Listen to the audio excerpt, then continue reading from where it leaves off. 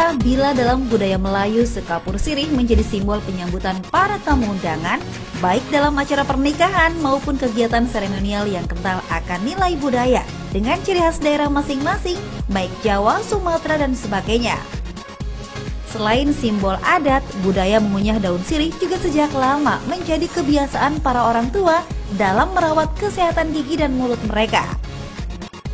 Nah, beragam fakta dan mitos banyak beredar tentang daun sirih. Salah satunya rebusan daun sirih bisa mengobati keputihan. Bener nggak tuh? Nah, daripada katanya, mending cari faktanya di segmen kali ini bersama ahlinya Dr. Wawai Muli Ar-Rozal, ahli farmakologi. Berikut ini, simak yuk! Fakta mitos pertama, katanya daun sirih bisa mengobati keputihan. Wah, itu fakta atau mitos?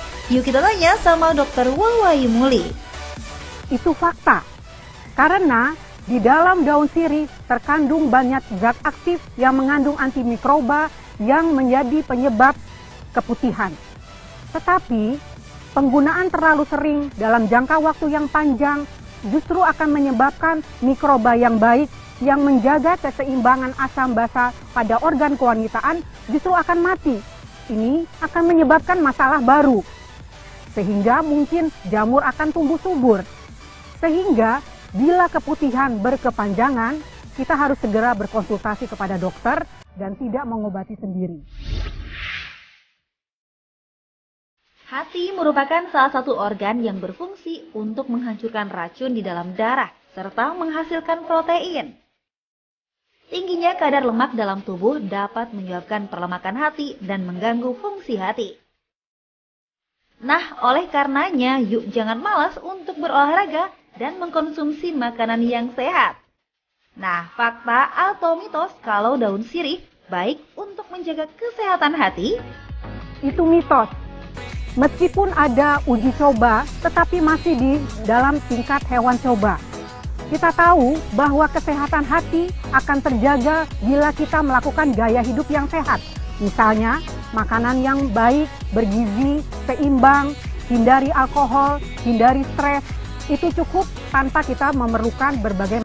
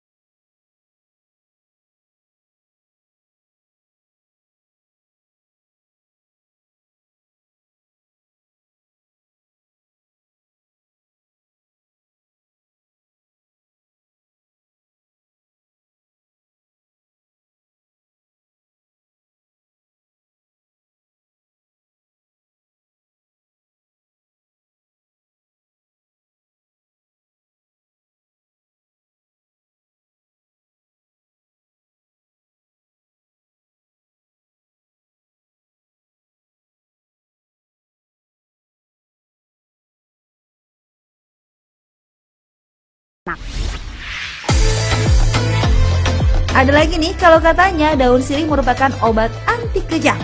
Fakta atau mitos? Itu mitos.